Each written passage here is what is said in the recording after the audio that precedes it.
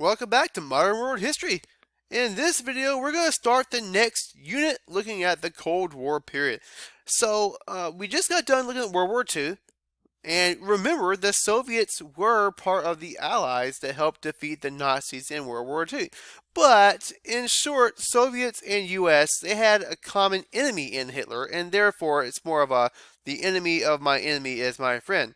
Ideologically, they are very much at odds with one another. Also, it's important to note that very soon after the war, both the United States and the USSR are going to be superpowers. Now, what we mean by that is basically those are the only two countries on Earth that had nuclear bombs. So wait a second. When did Russia get when did the Soviet Union get nuclear bombs? Well, by 1949, they had developed them on their own. So the United States were no longer the only ones that had them. And so what you see here is you don't see a balance of power like you used to could see in European politics as we have talked about this course up to this point.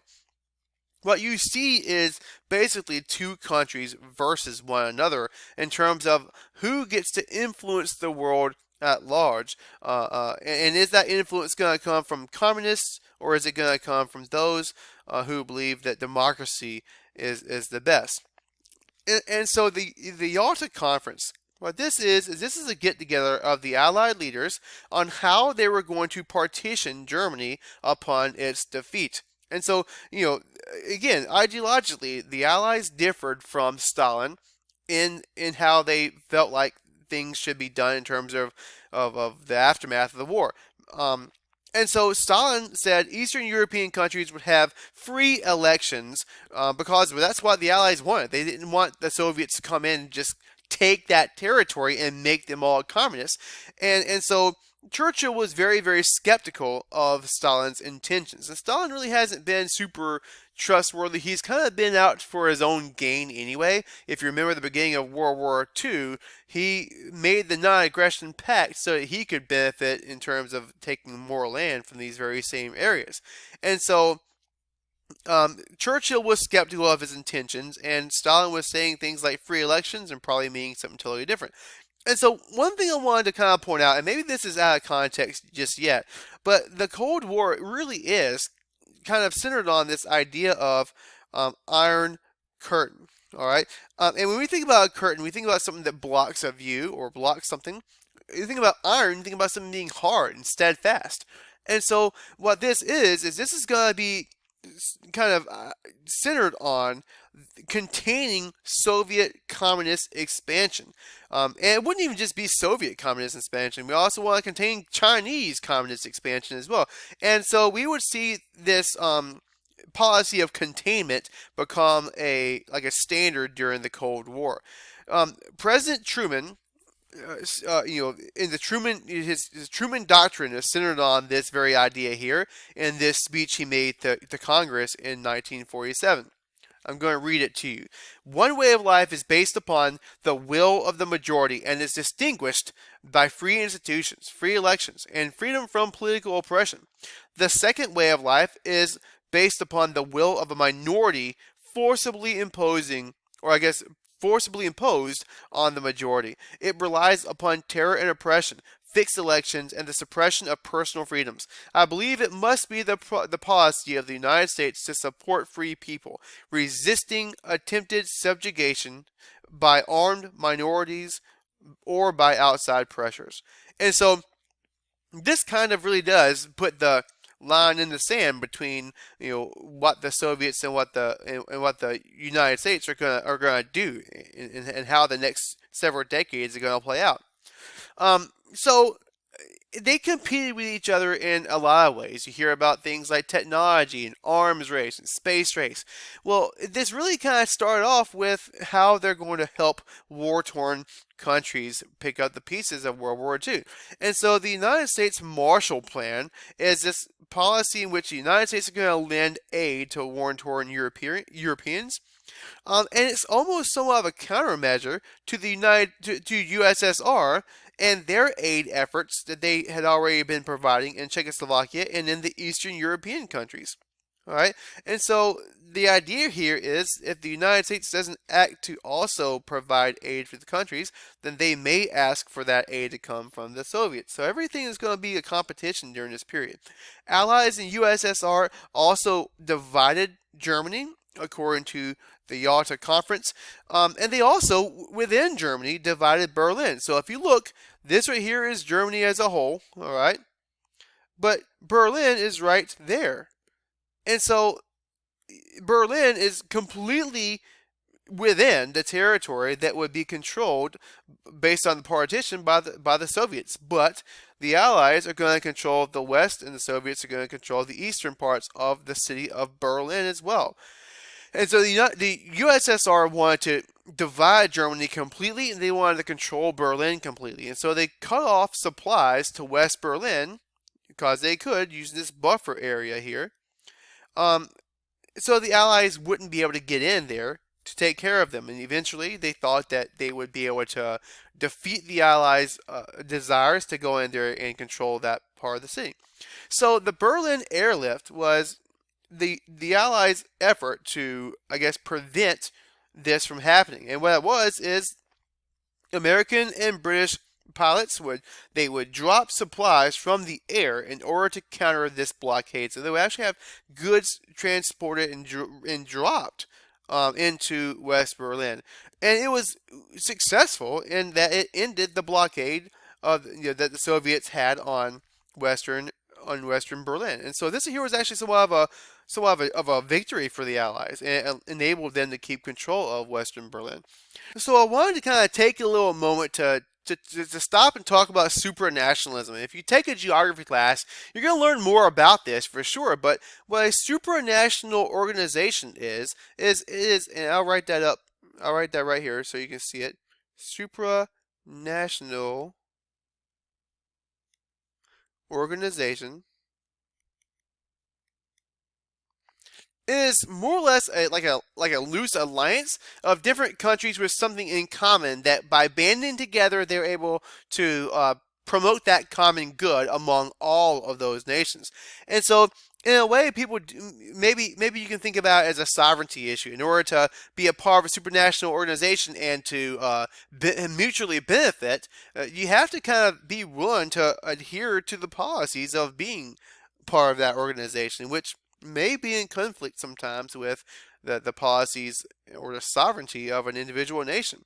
And we see some of this with regards to the Brexit that's happening even as these videos are being made. But the United Nations is going to be one of these supranational organizations that emerge during this period after World War II.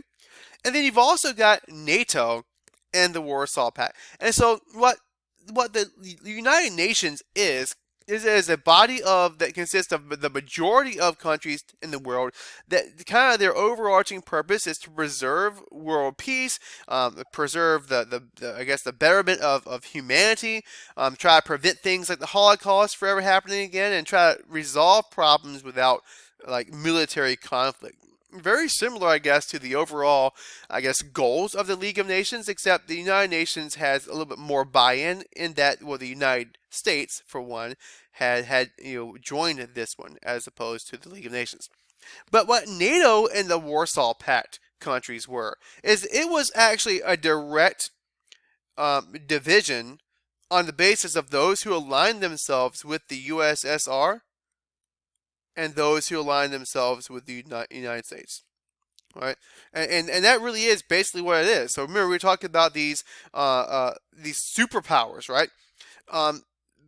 NATO is more or less the countries here. They're in kind of like the blue, all right, and it's the North Atlantic Treaty Organization, and the I guess the big team captain here would be the United States, and the Warsaw Pact would be all these countries that were in red, which includes these here on Eastern Europe, which was aligned with the Soviet Union.